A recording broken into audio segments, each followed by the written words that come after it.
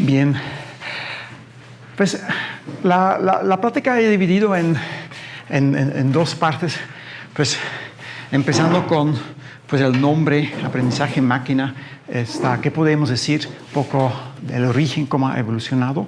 Y la segunda parte son algunas características y ejemplos para ilustrar ciertos aspectos. Supongo que vieron en el anuncio de Leticia, venían letras chiquititas que decía, esta es una plática motivacional, entonces no voy a decir cosas nuevas, va a ser muy general. Y de hecho creo que hacer el proceso de tratar de contestar la pregunta es quizá más importante que la respuesta en sí. ¿Okay? Y los ejemplos, a propósito, los elegí lo más sencillo posible para que no me tapo con el problema de que sea más bien por el lado tecnológico, ¿no? Y supongo que algunos, supongamos que ya conocen parte del material. Ok, ¿qué es aprendizaje en máquina? Pues, ¿qué podemos decir sobre el nombre? Pues, como siempre, ¿no? Un nombre exige su tiempo, ¿no? Y aprendizaje en máquina, machine learning, en la sale, surge en los 50s.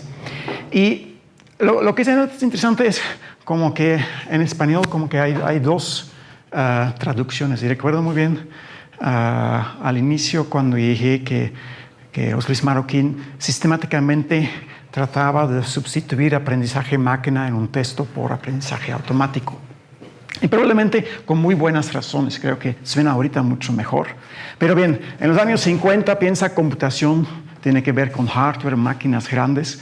Hoy en día hablaría más quizá de un sistema computacional y que quizá lo que es más importante es que estamos hablando de cosas automáticas o piensa más bien en un algoritmo que se puede ejecutar sin intervención humana o con poca intervención humana. Entonces, en ese sentido, está ligada la palabra máquina en aprendizaje máquina con la palabra artificial en inteligencia artificial, donde artificial es lo contrario a natural, ¿no?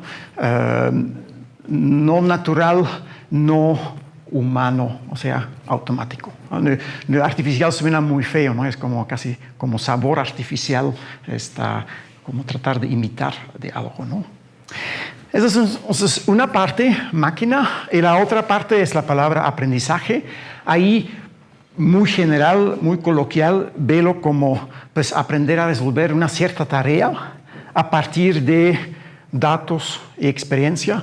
Y lo queremos hacer bien, o sea, es resolver en el sentido de aprovechar esta información. Entonces, en ese sentido, en aprender a resolver una tarea tiene como tres vertientes. Pues la tarea, está la información, los datos que tienes disponible y una medida para evaluar la calidad, para que puedas decir que estás aprovechando.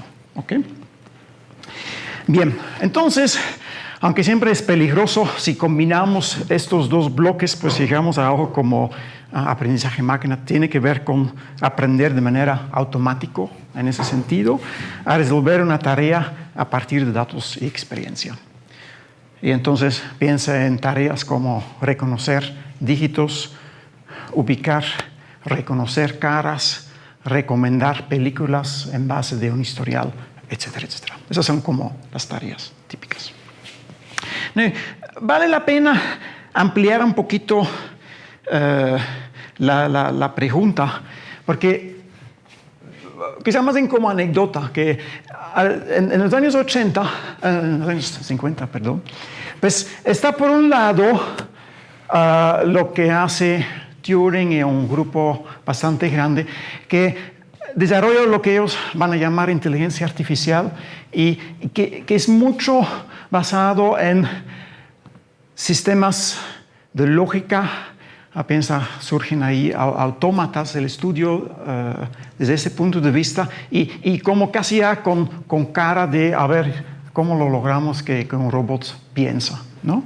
Los ejemplos que todos se conocen en particular de esta época, son juegos.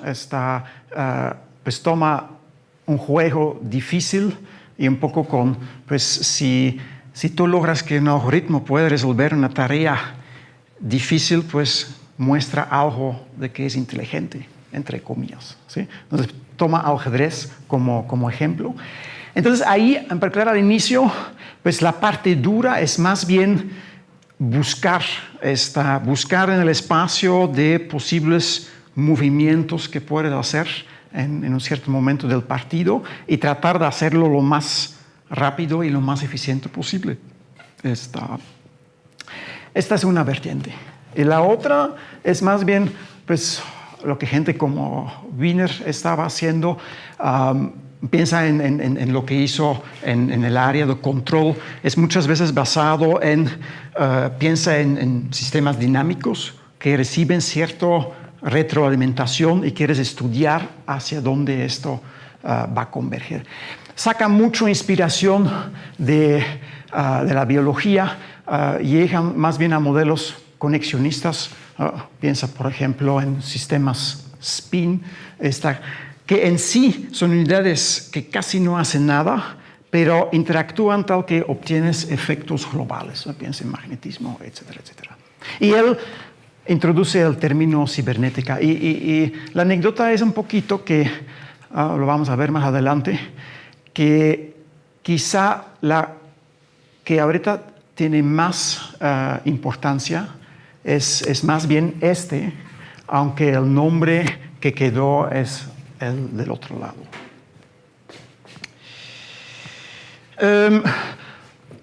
Hay gente que bajo la umbrella de aprendizaje máquina también ponen preguntas sobre entender el aprendizaje de nosotros, ¿sí?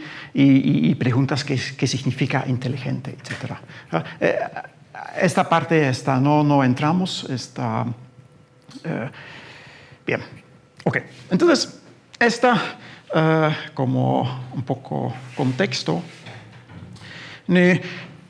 A ver, un nombre también tiene siempre poder, ¿no? Un nombre muchas veces no es neutro, por bien, muchas veces por mal en algunos casos, ¿sí?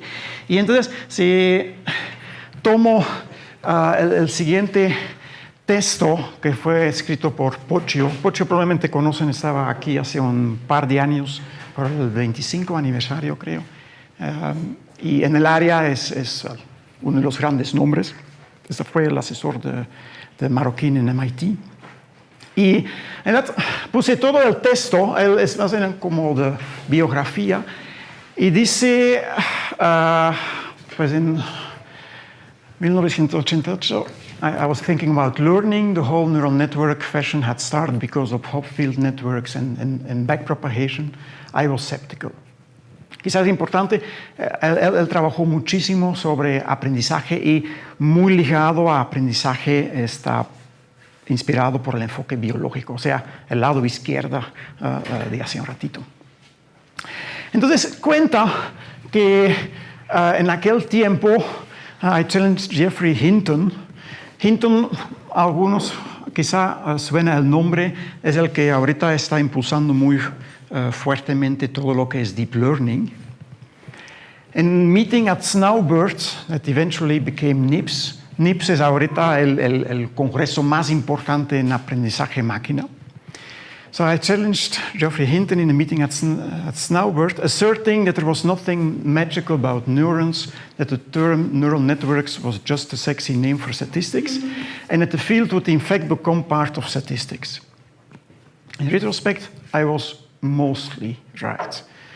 I missed completely, however, the importance of good metaphors for triggering good people to work in a field. Esto da para mucha discusión.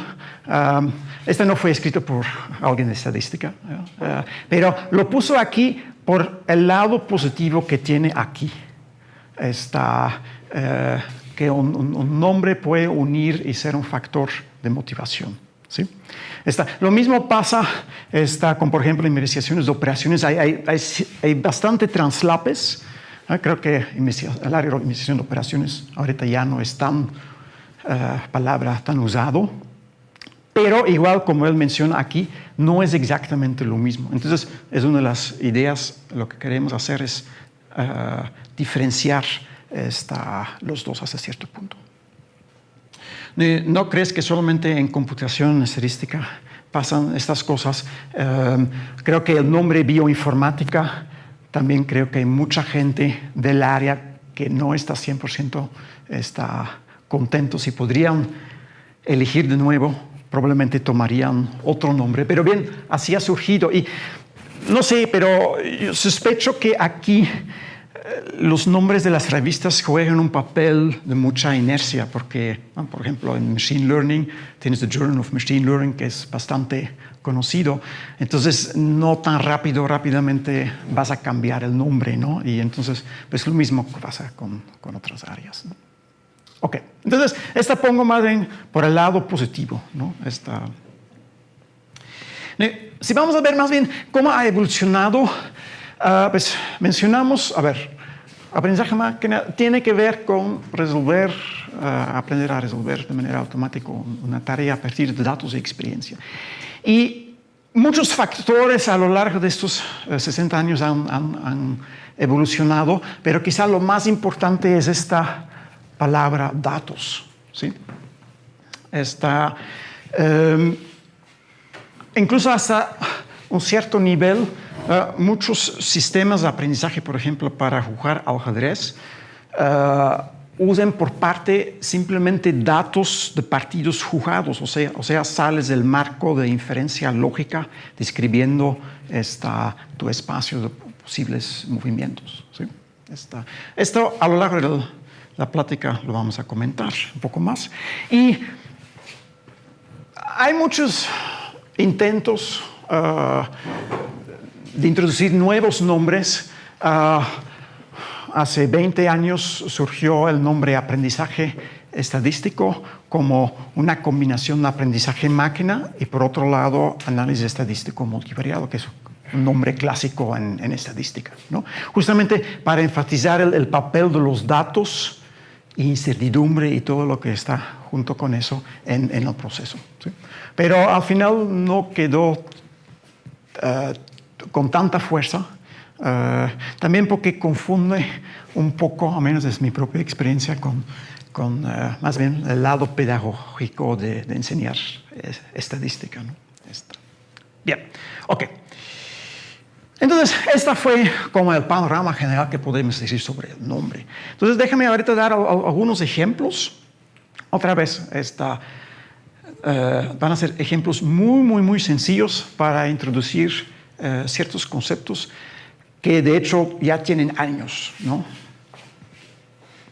Me gustaría empezar con este ejemplo que está inspirado por trabajo de Ronald Fisher. Está en los 30, si no me equivoco.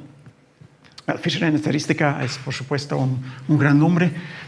A mí me gusta la foto porque la palabra computers, si regresa suficientemente en el tiempo, el computer fue más bien una persona que hace cálculos, ¿sí? Y ver a un estadístico que hace cálculos y llamarlo computer, pues habla bien, ¿no? Ok, a ver, ¿en qué trabajaba, entre otras cosas, en cosas de genética, de biología? Y déjeme formularlo un poco en un lenguaje un poco más natural, y lo voy a simplificar para no tener que entrar en muchos detalles. Piensa que tienes dos familias de iris, familia setosa y familia versicolor. Y de cada familia tienes como un paquete de ejemplares que un biólogo, un experto, etiquetó como ejemplos de esta familia y ejemplos de esta familia. ¿Okay? Y piensa que tu interés piensa que el día de mañana alguien llega con iris que encontró y sabes que debe ser uno de estos dos familias, entonces haces la pregunta, a ver, ¿a cuál familia pertenece? ¿Sí? Es simplificado por razones didácticas. Lo que quiere sacar es ¿qué gran ventaja tenía Fisher?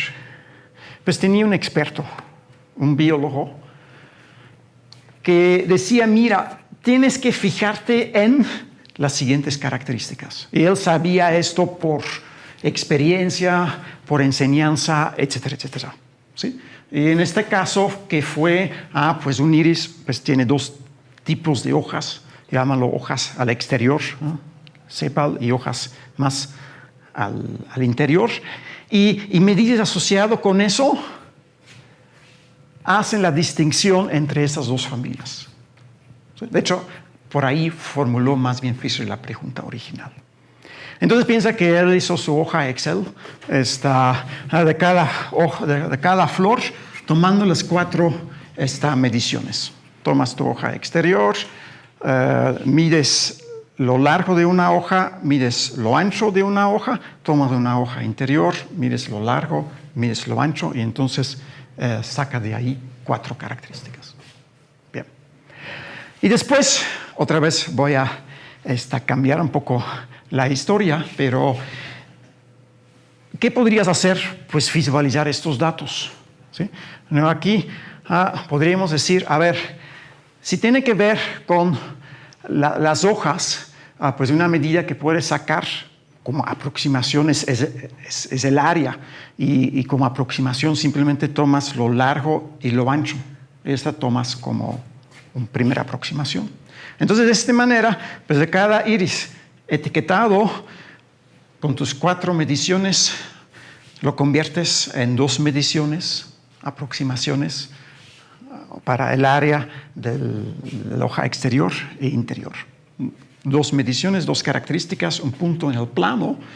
Y entonces aquí tenemos nuestro conjunto de datos. Cada punto entonces es una flor, sacando las mediciones, haciendo la multiplicación, y el color refleja la categoría. ¿Okay?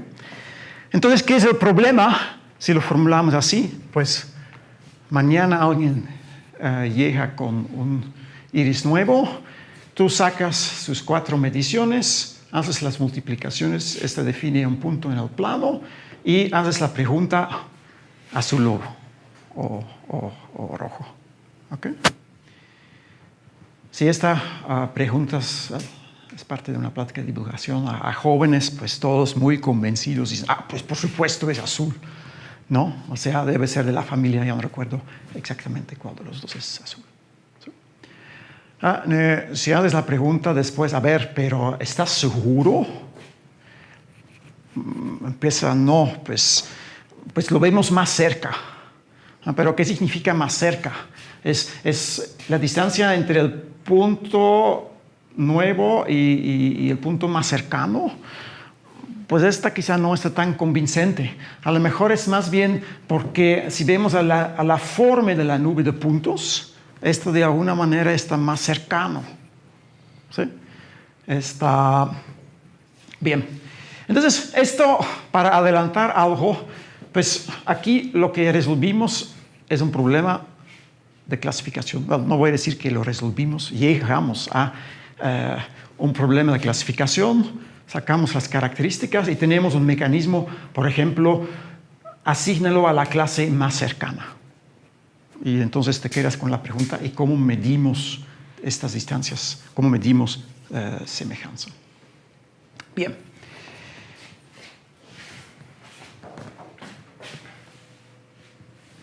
¿Qué tenemos entonces? A ver, si X resume las características de nuestros iris que tenemos en nuestras pilas, pues en el fondo construimos una función que mapea para un X a un color, azul o rojo. Y toma, por ejemplo, el caso más sencillo, toma los 5 puntos más cercanos y hace votación. Si es azul, en mayoría, pues asignas a azul. Si es rojo, en mayoría lo asignas a rojo. Bien, no estoy haciendo gran ciencia, nada más quiero enfatizar más bien el caminito que se sigue. Y claro, sigue después la pregunta, como ya mencioné, ¿estás seguro que es la incertidumbre asociado con esto? Porque aquí, esta no es en sentido estricto quizá un problema de geometría, ¿no? Porque piensa, a ver, ¿qué haces? Tomas un iris, tomas una hoja exterior. Oye, pero hay muchos, ¿cuál? Y no todos te van a dar lo mismo. Después tomas la hoja exterior, haces 2 mediciones. A lo mejor no lo haces muy preciso, otro factor de incertidumbre. Y después hacemos una aproximación súper burda, multiplicar largo por ancho para tener una idea por dónde anda el área.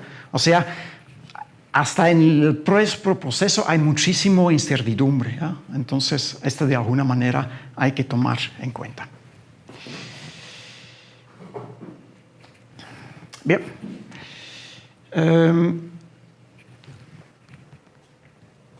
Haciendo un poquito un paso atrás, un poco más general.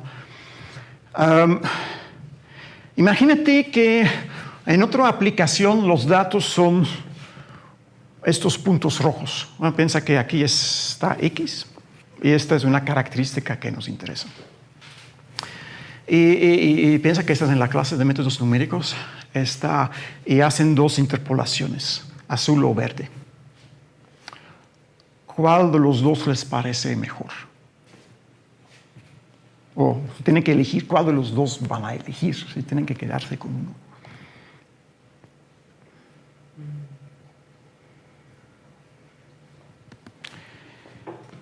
Si quieres, doy otro ejemplo. Lo mismo, olvídate de la línea verde ahorita. Tengo puntos, ¿sí? Y voy a aplicar algún algoritmo de interpolación con un polinomio constante grado 1, grado 3 y grado 9. O sea, no más fija en el azul, en el rojo. ¿Ok? ¿Cuál de los 4 prefieren? El tercero. ¿Y por qué? Pensé que no viste el verde, ¿no? Es más sencillo y ahorra más puntos. Más sencillo, ¿verdad? Son 2 cosas, ¿no? Más sencillo y se pega más alrededor de los puntos. Pero son 2 características, porque si nada más vemos si pasa por los puntos, el error aquí es 0, ¿no? Está bien. ¿Por qué queremos una función más sencillo? ¿Que es más rápido? Pues entonces mejor quedarse con este.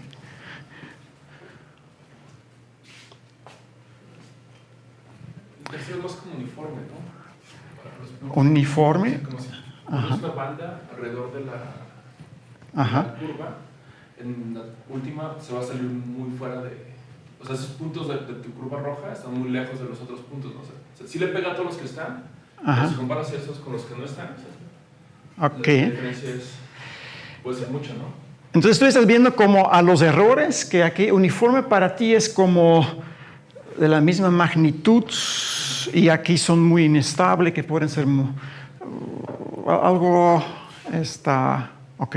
Entonces, a ver, piensa que tienes tu agrónomo enfrente de ti y dice, esta fue la cantidad de aplicación de un producto y esta fue la cosecha.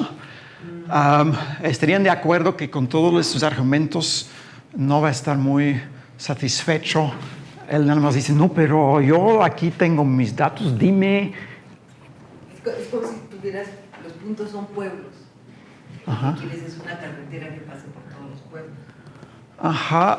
Entonces, digamos, económicamente la última que sí pasa por todos los pueblos, pero tienes mucha desviación. Ok, o sea, la longitud de la curva para ti es algo importante. Pensando Más general, ok. Una carretera que pasa por esos pueblos. Ok. Pero piensa en el ejemplo anterior, aquí, ¿cómo será aquí la analogía con la carretera? Bien, a ver, es interesante escuchar los diferentes argumentos. Y sí, creo que entre nosotros creo que más o menos todos entendemos por dónde va. Pero cómo decirlo de manera claro hacia una persona externa. ¿Sí? Pues yo creo que para contestar la pregunta, más bien tienes que hacer un zoom out y enmarcar el problema en algo mucho más general. ¿Qué tenemos? Pues tenemos aquí datos. ¿Sí? Y bueno, ¿cómo fueron generados estos datos? Fue algo de la forma Y es Fx más un término de ruido. ¿Ok? Bien. Esos son datos que de alguna manera salieron de un modelo probabilístico. Aunque ni lo mencionamos, debe haber existido. ¿Qué hace la diferencia entre esta solución y esta solución? Pues creo que se deja formular relativamente fácil si más bien lo ves como un problema de predicción. En el fondo no te interesa qué pasa tanto en lo que ya observaste, sino si el día de mañana me llega una observación nueva, qué tan fácil yo lo puedo predecir. ¿Sí? Entonces, bueno, ahorita hacemos la trampa. Esta es la curva verde. Pues vemos de que efectivamente esta está mucho más pegado, esta se aleja mucho en algunos puntos, el error de predicción va a ser súper grande. Y lo que más nos va a molestar va a ser la variabilidad, va a ser muy grande. ¿Okay? Lo digo un poco porque tú lo puedes plantear como un problema numérico, un problema geométrico y llegar a soluciones y usando diferentes criterios del sabor que ya mencionaron. Pero independiente del camino que siguen, cuando se trata en estos problemas de predicción sobre, ¿y qué es la calidad? Automáticamente te topas con el mecanismo subyacente. Porque tú tienes que conectar lo que tienes ahorita con lo que va a pasar mañana. Y esta puedes de manera muy natural formular con un modelo probabilístico, porque si esta no genera los datos de mañana, pues entonces simplemente no tiene sentido usar la información que tienes ahorita disponible. Bien. Quizá nada más distinguir dos cosas. En aprendizaje en máquina, el enfoque es más bien asociado con predecir. Esa es la diferencia con más bien inferencia, donde más bien tu interés es saber qué puedo decir de P, qué distribución tiene, qué promedio tiene, qué puedo decir sobre las colas, etcétera, etcétera. Por supuesto, son dos cosas que de alguna manera están ligadas, ¿no? Pero esa será como otra discusión.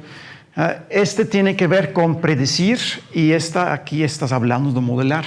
Entonces, modelar y predecir es lo mismo. Si tú puedes predecir algo bien, significa que de alguna manera tienes un buen modelo. Y si tú tienes un buen modelo, puedes predecir está bien. ¿Sí?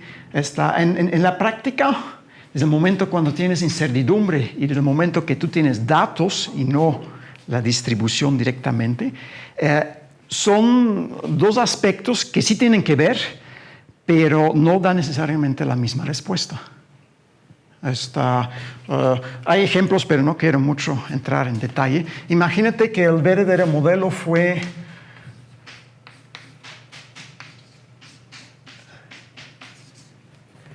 y yo te digo X1 y X2. Si tú vas a recibir datos y si hay bastante incertidumbre, a lo mejor conviene más bien usar como predictor nada más X1. No voy a explicar muy bien por qué, pero tiene que ver con, si esta es tu interés, la variabilidad en la estimación puede hacer más daño que simplemente dejar fuera la variable. ¿Okay? Pero el punto es, aprendizaje en máquina es más enfocado a eso, no tanto modelar en sí. ¿Okay?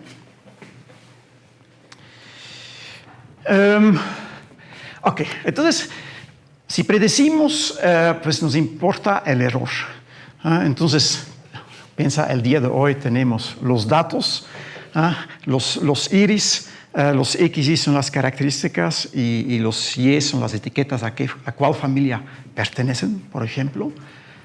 X es la flor que te va a llegar mañana y tú quieres predecir la etiqueta. Entonces, en el fondo lo que te gusta es, por ejemplo, tener una idea sobre la probabilidad de que te equivocas. ¿Sí? O al revés, buscar una función, un clasificador que minimiza este error. ¿Okay? Esta podemos formular un poquito más general. Esta es pensando que un falso positivo es igual de grave que un falso negativo. En general, pues, esta es cierto o falso, o sea, o binario, entonces es en realidad una esperanza. Y aquí tenemos una función de costo que nos expresa cuánto te voy a cobrar. Si tú dices para X, Y es sombrero y la verdad es Y. ¿Sí?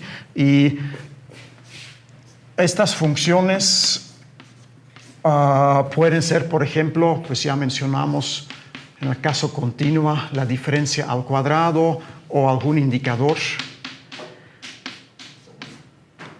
etcétera, etcétera. ¿Ok? Bien. Entonces,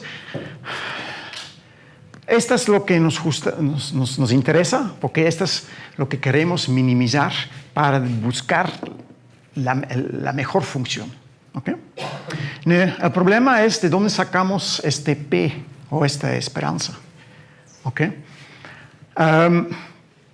Muchas veces incluso estimar este P es más difícil que el problema original. Entonces, claro, si tú propones un clasificador y con los iris ya di uno en particular, asigna un dato a, por ejemplo, la clase más cercana, o algo así, pues tú puedes evaluar el error al menos sobre los datos que tú tienes. ¿Sí? Y puedes decir, a ver, ¿qué es el porcentaje de iris bien clasificado o mal clasificado? Y este porcentaje queremos usar como aproximación para esta probabilidad. ¿Ok? Entonces, un poco más general, si lo ves como esperanza, lo aproximamos por el promedio sobre la población, sobre la muestra. Perdón. Bien. A ver, ¿qué aquí podemos hacer? Pues tenemos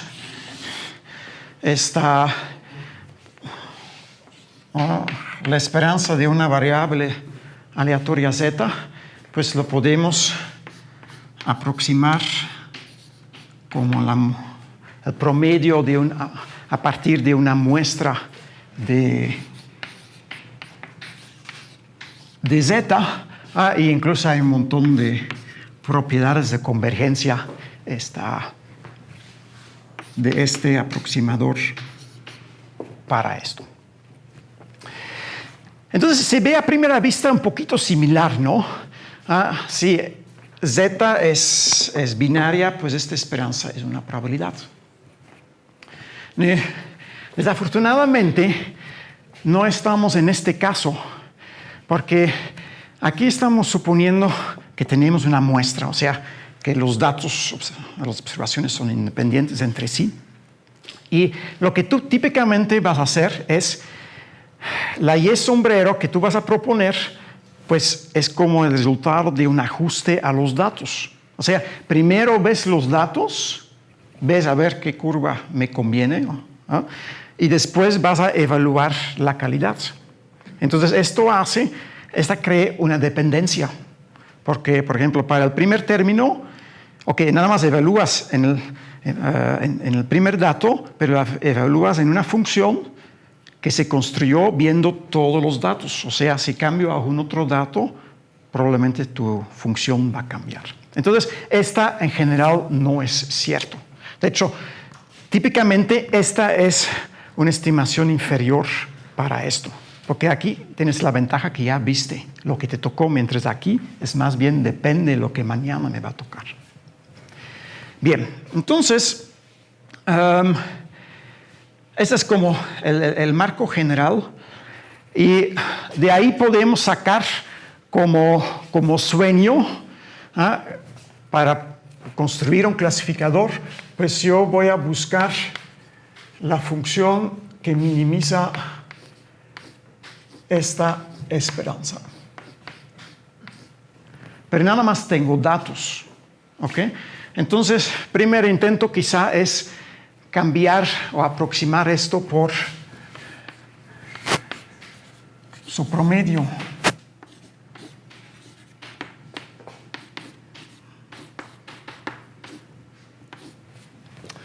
¿Ok?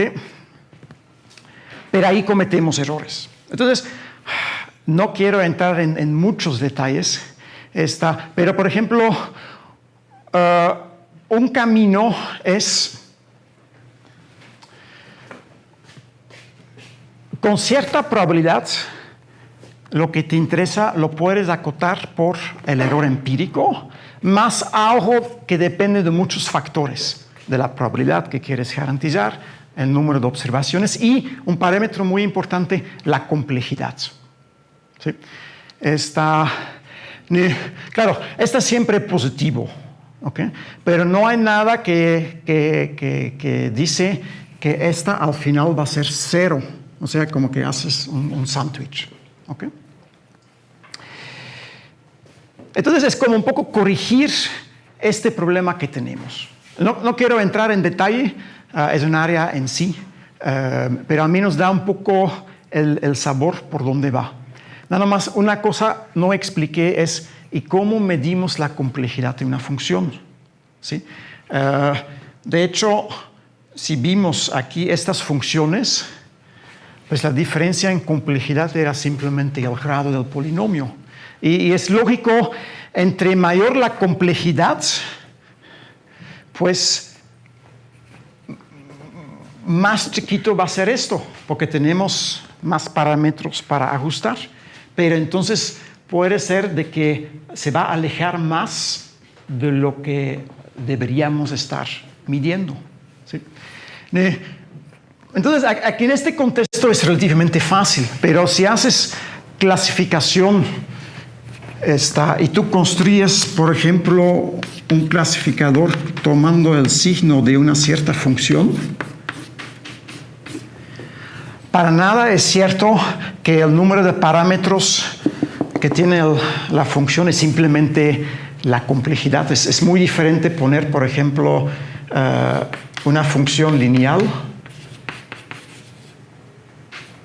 de una función seno.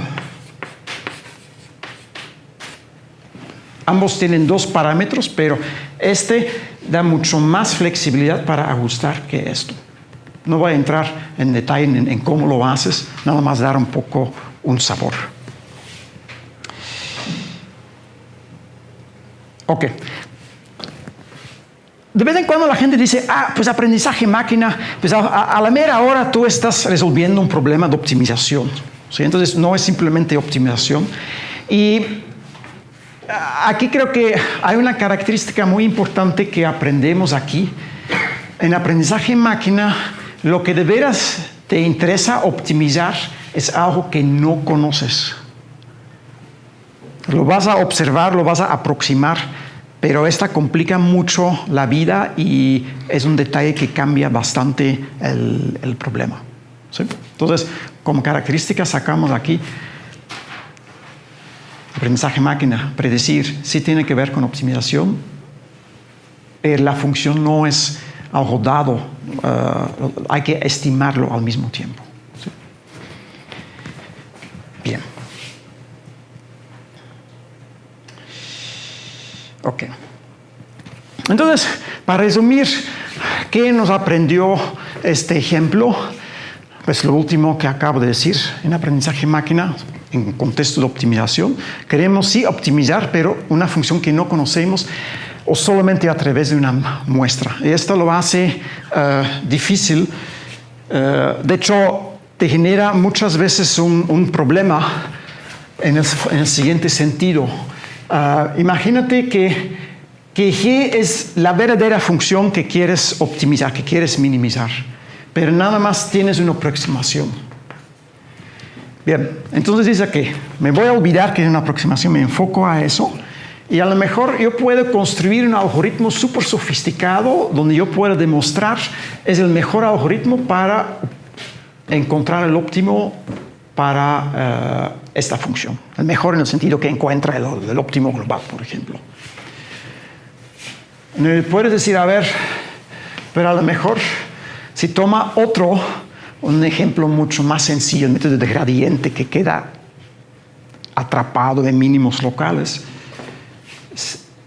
no hay nada que dice, si yo lo aplico a esta función que nada más es una aproximación, que el resultado para el problema original incluso puede ser mejor que lo que era el mejor algoritmo para tu aproximación. ¿Sí? Es súper frustrante. Vamos a mencionarlo al final con redes profundos. Ok. También mencioné predecir y modelar. Están asociadas, pero no es lo mismo. ¿Sí? De hecho, tiene que ver con algo mucho más general. Como ahorita me expliqué el problema de clasificación, yo te doy datos y directamente nos enfocamos a predecir. Esta forma la encontramos en muchos contextos, pero no necesariamente la pregunta de interés es la misma.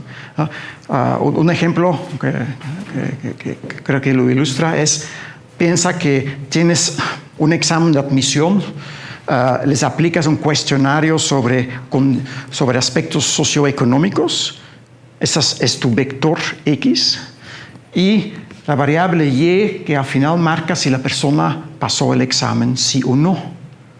¿Okay? Entonces, de forma es igualito al problema de los iris, ¿no? Un vector de características de cada flor y o algo binario que dice a qué categoría perteneces.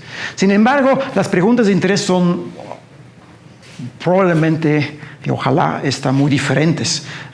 No quieres tú tanto haber basado en tus factores socioeconómicos, predecir a ver, va a pasar o no, para a lo mejor ahorrar un examen, sino más bien entender el sexo de una persona sí es un factor importante en la probabilidad de que uno pase el examen, sí o no. ¿Okay? O sea, quiero nada más decir que la forma no determina todo, ¿no? Aunque todo tiene que ver de alguna manera con predicción. Ok. Déjame dar otro camino con otro ejemplo. Correos. Correos es spam o no spam. Igual es un problema como lo de los iris, un problema de clasificación o de predicción. Sacamos características de un correo, del texto, y asociamos una etiqueta, una predicción de que si va a ser spam o no. Y yo te doy un conjunto de datos, correos etiquetados, spam o no spam. Entonces, hasta cierto punto, pues es lo mismo, ¿no? Hay que buscar esta función, etcétera, etcétera. Lo menciono el problema por varios aspectos. Uno es, contrario a Fisher, ya no tenemos el experto que nos soplaba en la oreja de hoy hay que fijarse a las hojas exteriores e interiores, hay que medir, etcétera, etcétera. Aquí más bien, aquí están los correos. Entonces, ¿qué características vas a tomar? Pues, podría ser la pregunta, ¿ustedes qué van a sugerir? Yo supongo que cada uno va a tomar más bien algunos que se les ocurre, pero nadie va a estar seguro esta debe entrar. Entonces, a ver, si piensas en la hoja Excel de Fisher, pues la forma como que va a cambiar. En lugar de pensar muy bien, vamos a añadir esta variable, sí o no, y consultarlo porque cada variable cuesta, etcétera, etcétera. Pues más bien vamos a decir, a ver, dame unas características. ¿Y qué es lo que se usa mucho en procesamiento de textos? Pues arma una hoja, tomas palabras de referencia que hay que elegir. Por ejemplo, la palabra dinero, barato, pero también cosas más sencillas como sobre o abajo. O características también puede ser número de mayúsculas o algo así. Y para cada texto, aquí puede ser correo, vamos a decir cuántas veces ocurre esta palabra. Así, un texto lo resumimos con un vector de frecuencias. ¿Okay? Entonces, esta sí podemos poner en nuestra hoja Excel. Entonces, de esta manera, esta define puntos en algún espacio, ya no lo puede mostrar, pero puede hacer como el mismo mecanismo de hace un ratito, ¿no? Aunque claro, lo que sí es frustrante, cómo yo llego a las palabras, a las características. Entonces, a la mera hora lo que vas a hacer es, voy a tomar unos 20, 30 características y a ver si con esto lo puedo resolver. Si predice muy mal sobre un conjunto que yo aparte, pues voy a echar otros 20, 30, etcétera, etcétera. ¿Sí?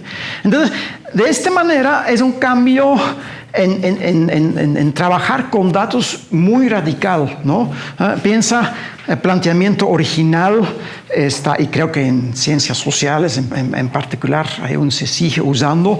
Cada dato cuesta, vamos a usar lo más posible un experto y llegas quizá a conjuntos relativamente sencillos, idóneamente con una planeación muestral adecuada, etcétera, etcétera.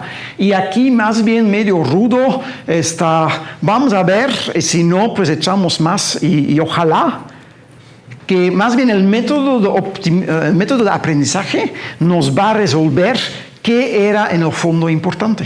Entonces, por eso en este contexto, métodos de reducción de dimensión son muy importantes, porque tú echas mucha información y queda claro, ninguna palabra va a ser la diferencia. Todos aportan un poquitito y el conjunto hace la fuerza. Entonces, tú más esperas que tu método de aprendizaje sea capaz de extraer, como filtrar lo que será basura, porque tú como humano probablemente no lo vas a poder hacer. ¿Sí? Ok. A ver. Estamos con un clasificador y algo muy sencillo es simplemente tomar una función real y el signo usamos para decir a qué clase asignamos X. ¿Okay? Esa puede ser una función lineal o algo más complicado. Entonces, en lugar de decir, vamos a buscar el mejor clasificador, se convierte en vamos a buscar la mejor función, F. Bien. Podemos ajustar esta idea original, si esta es la aproximación para lo que de veras nos interesa. Podemos reescribirlo y vamos a obtener como una suma asociado con lo que observamos, xi, y xy evaluamos en f. Entonces, como ya te puedes imaginar, lo que va a pasar es que tenemos datos que viven en una dimensión muy alta y hasta puede ser que incluso que tenemos más parámetros que observaciones. Entonces, más bien ponte al lado ahorita de métodos numéricos. ¿Qué vas a hacer? Pues este problema no puedes resolver, pues vas a añadir un término de regularización. Lo que la gente hace un ratito estaban diciendo como que quiero una función sencillo, esta que ya tiene que ver con la longitud de la curva, etcétera, etcétera. ¿Ok? Bien, entonces, en alguna bolsa, el espacio de funciones, vamos a buscar el que minimiza esto. ¿Ok? Entonces, aquí lo que vas a hacer es vas a tratar de simplificarte un poco la vida. Entonces, en lugar de tomar los componentes de manera separada, a ver qué espacio de funciones les gusta, cómo definimos la norma para impulsar funciones sencillos, ¿sí? Pues vamos a hacerlo de manera conjunto y aquí no quiero entrar en nada de detalles, pero típicamente lo que se hace es a partir de una función kernel, tú generas un espacio, un Hilbert space y muchas veces impones restricciones, Aquí uno que usa mucho es Reproducing Kernel Hilbert Spaces. Y en este espacio tomas la norma inducido a través de este función kernel. Este función kernel, piensa, es como un producto punto entre X y Y transformado por alguna phi. ¿Ok? Y tiene la ventaja, si lo haces así, que la solución va a tener una forma muy particular. O sea, f de x, estimación, va a ser una combinación lineal del kernel evaluado en tus datos y nada más te falta determinar estos alfas. Entonces, esta, por un lado, pues se simplifica la vida. No te resuelve tu problema, pero al menos te quedas el problema de determinar n parámetros y no tanto buscar en este espacio que puede ser un espacio súper grande. ¿Okay? Lo menciono aquí, y perdón de que ni quiero entrar en todos los detalles. Aquí hay algo que es también otro cambio si pensamos con el ejemplo de Fisher. Fisher empezó con su hoja Excel, con su conjunto de datos. Y resulta que si lo formulemos de manera adecuada, lo que nosotros necesitamos no son los datos en sí, sino el kernel evaluado en pares, o sea, de manera coloquial, tú quieres medidas de semejanzas entre las observaciones, pero no tanto las observaciones propias. Y esta ayuda porque hay muchas aplicaciones, piensa en lo del texto, donde no queda muy claro, híjole, ¿cómo lo puedo codificar como un vector? Entonces, muchas veces es medio arbitraria. Son objetos y a lo mejor es más fácil definir semejanza o distancias entre los objetos que primero decir, a ver, resúmemelos en un vector. ¿Sí? Ok, entonces, en este contexto, ¿qué son los ingredientes? En algún espacio de funciones que definimos nosotros, para alguna función de costo, vamos a buscar el mejor, entonces necesitamos también un método de optimización. ¿Okay? Entonces, ahorita Leticia probablemente se va a desesperar porque se va a bajar mucho el nivel de la plática. ¿Cómo definir un espacio de funciones? ¿No? Funciones que yo uso para poner aquí y toma en el contexto de clasificación el signo para construir mi... ¿sí? Pues empieza con funciones lineales. ¿Sí? Y si las funciones lineales no funcionan, pues dices, no, pues voy a usar funciones más complejos. ¿Sí? Es como decir, empezamos con esto, piensa que estas son funciones base de esta forma, y voy a partir de funciones sencillas, voy a construir funciones más complicadas. ¿Sí? Entonces puede decir, pues una función más complicada es tomar un cuadrático. Perdón, se me olvidó aquí X es el vector con todos los componentes, perdón, X1 hasta Xn. ¿Sí? Entonces, es como hacemos en mínimos cuadrados o regresión, vamos a poner términos cruzadas, cuadrados, etc. Ok, tenemos funciones base, las vamos a combinar para tener una familia de funciones más ricas. Y, ¿cómo lo podemos hacer? Pues aquí lo que estamos haciendo es básicamente combinar a través de sumar. En computación muchas veces hablan que tienes un diccionario de funciones y buscas una combinación lineal. Aunque cada palabra de tu diccionario es una función sencillo, puedes construir funciones complicadas usando la suma o combinación lineal, ¿no? Bien. Quiero explicar otro camino que es igual de evidente, ¿no? Si tenemos funciones sencillos, en lugar de tomar combinaciones lineales, lo que a lo mejor puedo hacer es hacer composiciones. ¿Sí?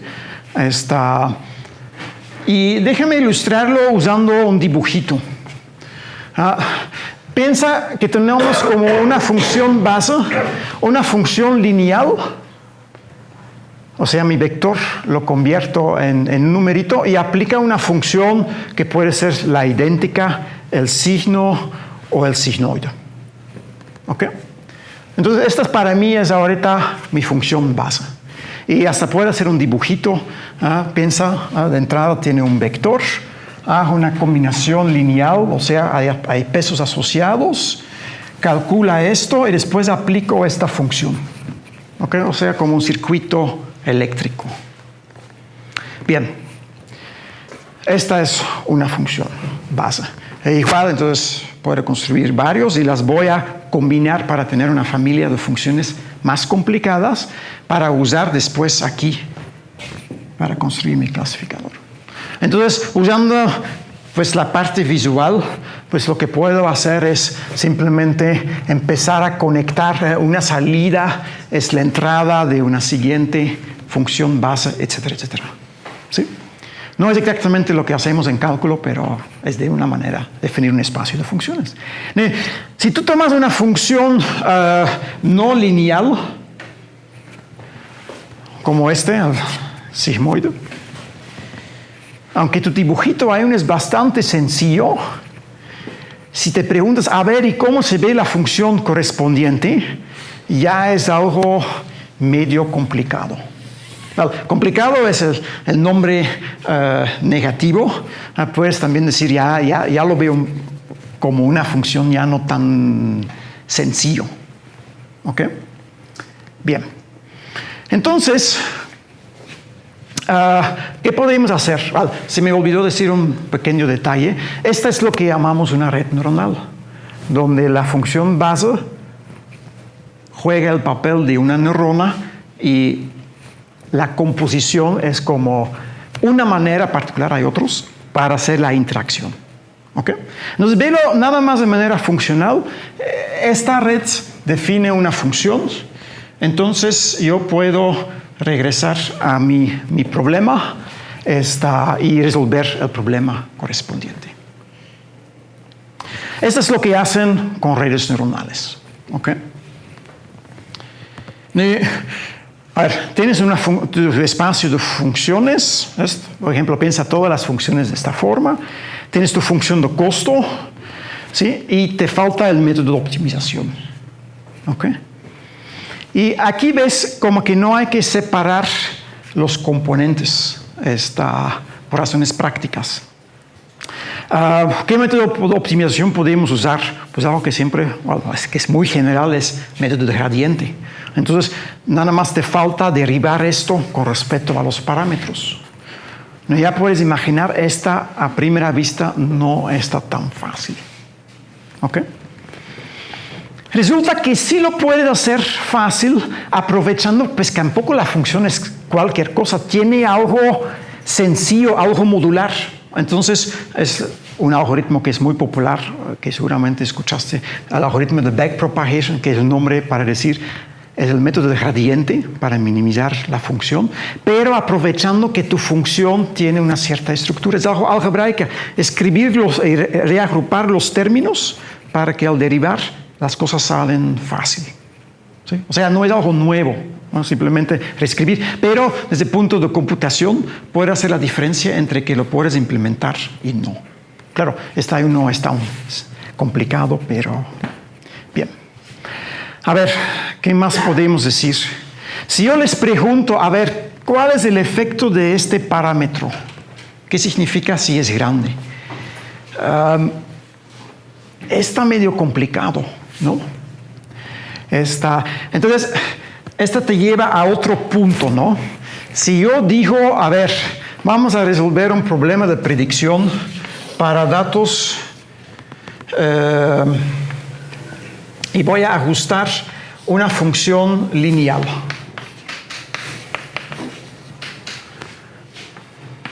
Es fácil dibujar un caso donde los datos se prestan y creo que cualquier persona puede dibujarme un conjunto de datos donde no va a funcionar bien. ¿Sí? Toma algo cuadrático y ya vas a decir ¿sí? O sea, es muy transparente. Es algo lo que suele pasar. Modelos sencillos son generalmente transparentes y tú puedes ver claramente cuándo tiene sentido y cuándo no tiene sentido. Si yo digo, a ver, quiero igual, en lugar de tomar una función lineal, ajustar a esta función, ¿quién me puede dibujar un conjunto donde dices, ni hay que hacer, es como ajustar a ojo cuadrático una función lineal? Para nada queda claro, ¿sí? Entonces, esta es un punto muy importante. Algunos lo formulan como lo que es sencillo es fácil de criticar, porque directamente puedes dar un contraejemplo para que no se cumpla. Lo que es complicado es muchas veces más difícil de criticar. Pero el peligro es más bien entonces decir, no, pues se ve muy complicado, pues tiene mucho poder para ajustarse, entonces está... Y no, porque queda claro, es un conjunto finito de parámetros, hay un espacio enorme de situaciones que no puedes aproximar bien con esta función. ¿Sí? Sí. Bien. Entonces, este es casi el último acetato. Hablando de esta manera de cómo construir funciones, pues aquí vemos dos ejemplos. Con el mismo mecanismo tenemos funciones bases, las vamos a juntar. Y aquí tenemos en realidad una capa y aquí tenemos muchas capas. Entonces, en los años 90 usaban mucho un resultado que dice cualquier red, y ve esta como una función, una caja con una entrada y una salida. Cualquier red, no importa cuántas capas tiene, siempre puedes aproximar por una red con una sola capa, nada más aquí a lo mejor hay un montón de funciones base que vas a necesitar. ¿Sí? Lo puedes hacer, pero puede ser de que la suma de funciones bases aquí es muchísimo mayor que lo que tienes acá. Y de hecho puedes llegar a resultados de que son aproximadores universales, como tipo cualquier función puedes arbitrariamente cerca aproximar por algo de esta forma, mientras aquí pones más que suficiente funciones intermedios, ¿no? Bien. Entonces, ¿qué es en la práctica? E incluso en la clase, tengo que decir, lo hicimos. Pues si tú tienes que elegir, en la búsqueda de funciones, dónde buscar, pues aquí tienes tantos grados de libertad, pues mejor me limito a algo aquí, porque aquí lo único que tengo que decir es cuántas funciones pongo aquí, ¿no? Mientras aquí tengo que decir cuántas capas, etcétera, etcétera. De hecho, si usas error, la función base nada más permite especificar cuántos pones aquí. Ahora que se escucha mucho de redes profundas, pues una red profunda, gran parte tiene que ver que es una red neuronal con muchas capas. Y resulta de que, aunque en teoría, si lo ves como función, es más que suficiente trabajar con una red con una sola capa, en la práctica parece tener ciertas ventajas, porque pasan cosas que no esperarías tan fácil con una red como esta. Bueno, no quiero explicar todo lo que está aquí, pero piensa que este es como que el número de funciones base. Entonces, este es el error empírico. Mientras más neuronas pones, menor es el error sobre el conjunto de datos. Y con varias configuraciones, a partir de cierto momento es 0. O sea, como interpolación perfecta. En general, si sobre el conjunto que tienes el error de entrenamiento es 0, el error sobre otro conjunto que te llegue en el futuro va a ser muy grande porque está sobreparametrizando. Y resulta que el error sobre el conjunto de prueba hasta queda constante. Eso es algo contraintuitivo. ¿Sí? Entonces, creo que ahorita quizá una de las preguntas más importantes en esta área es ¿por qué pasa esto? Y muchos de los resultados van más bien en la dirección de lo que expliqué aquí. Estas redes usan el método de gradiente, que es un método suboptimal, pero esta suboptimalidad te da un cierto tipo de regularización, o sea, te empuje la solución hacia cierta forma. O sea, la limitación de tu algoritmo de optimización es lo que impone una restricción sobre el resultado que puede salir. Si aplicarías un algoritmo de optimización global, probablemente sí tendrías problemas como el overfitting. Y esto es algo un poco inusual.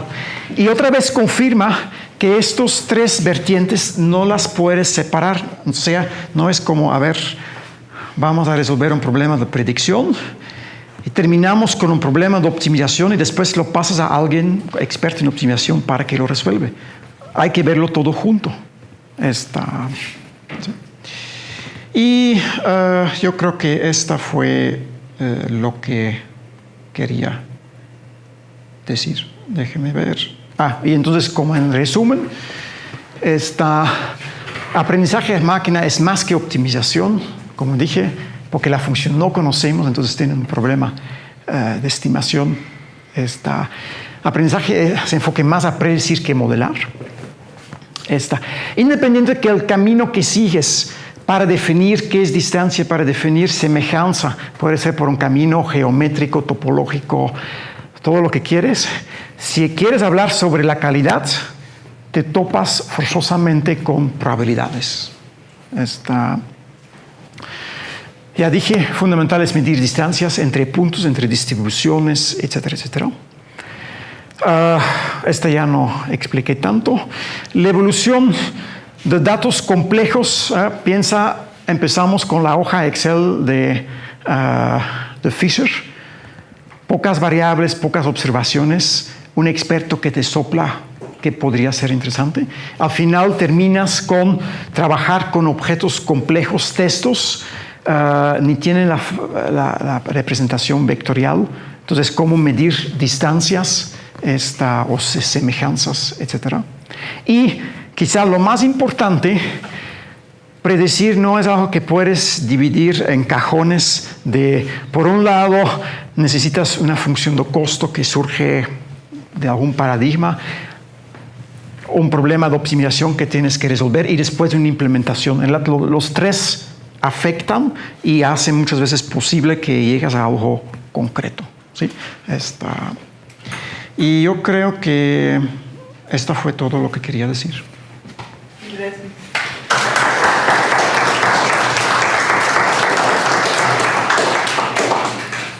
¿Alguna pregunta? ¿Comentario? Sí. Comentabas sobre las redes profundas. También existe un problema de que, no sé si puedes comentar algo. A veces los resultados son muy diferentes dependiendo del tipo o del número de capas que tienen y existen otros parámetros, ¿no? Ajá. Entonces, no sé si nos puedes platicar un poquito de eso un poquito más. O cómo se está abordando esa diferencia, ¿no? O sea, a veces unos, los investigadores pueden obtener muy buenos resultados con una red específica, pero si remueven o añaden capas o... Sí, no. De hecho, es una de las debilidades más fuertes pero ahorita me enfoqué nada más a una pregunta, porque al menos ahí vi varios resultados, pero la otra pregunta que tiene que ver con, qué función tomas aquí, qué vas a conectar, ahí el problema es que, efectivamente, que si haces unos pocos cambios, el resultado puede ser totalmente diferente. O sea, como que no es tanto que la red en sí de manera genérica es una función que siempre va a funcionar bien. Incluso al estimar los parámetros tienes que empezar con cierta inicialización y igual ahí puede ser. Bien, aquí lo que sí se ha hecho mucho es también algo diferente de aplicaciones en el pasado. Creo que tienes que separar claramente usar estas redes profundas para imágenes y de otras aplicaciones. ¿Sí? Entonces, si lo aplicas para imágenes, entonces todos los píxeles forman de manera conjunta las entradas. O sea, estamos hablando de una cantidad enorme. ¿Sí?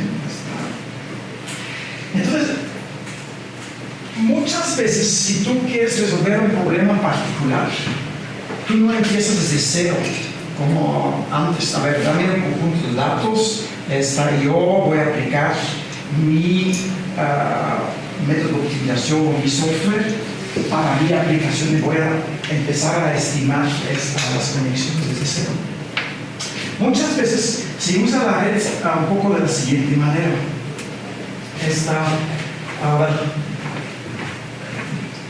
Aquí hay una entrada y después un par de pasos tienes reducciones. ¿Ok? Entonces, quizás esto no es un muy buen ejemplo. Piensa que tienes unos capas, después con menos y quizás después otra vez con más. ¿Ok? Lo que se hace muchas veces es, tú cortas tu red y tomas esto como una nueva salida. Entonces, en algunos lugares, por ejemplo, para aplicaciones de imágenes, tú entrenes para ciertas tareas la red, pero con una cantidad que requiere muchísima potencia que probablemente tú ni vas a poder tener. Pero la gente simplemente hace público cómo terminó la red con todos sus pesos, etc. O sea, piensa como algo prefab, pero probado en situaciones muy extensas, mucho más extensas de lo que tú tenías en mente. Entonces, aunque quizá tu aplicación es diferente, esta usas más bien como una manera de reducción de dimensión, como extraer las imágenes de una representación más compacto, y después lo que tú haces es, para una red incluso tradicional, decidir qué voy a hacer. O sea, en lugar de que tienes toda la incertidumbre, usas una parte prefab. ¿Qué garantía tienes?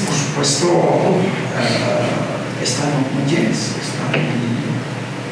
¿No es un poco como para confirmar aquello que tú sospechas que pueda pasar?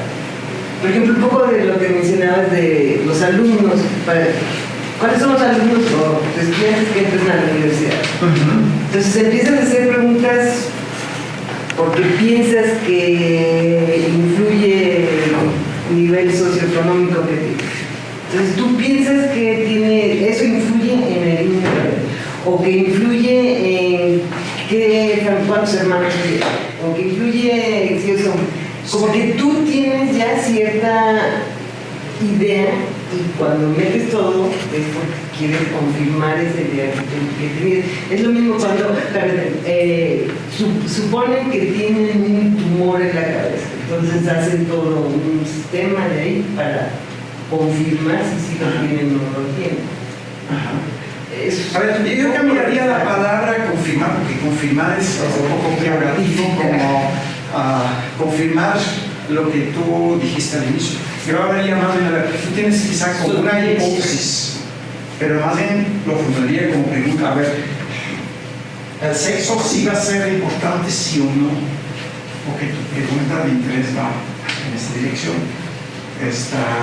Y más bien usas todo para obtener una respuesta de que sí o que no, pero no tanto. Lo que pasa es que sí, yo no creo mucho eso, que es independiente del camino que tienes. Yo creo que sí depende de qué es lo que estás preguntando, aunque sí depende la respuesta que tú quieres, y por lo tanto depende del camino. ¿Sí? Sí. Si tú quieres obtener, por ejemplo, que la longitud sea la mínima, pues obviamente te vas a hacer cierto tipo de procedimiento para obtener que la curva sea mínima, aunque si no tenga tantos picos. Sí, entonces sí depende mucho lo que tú quieras sacar, el tipo de información que vas a pedir.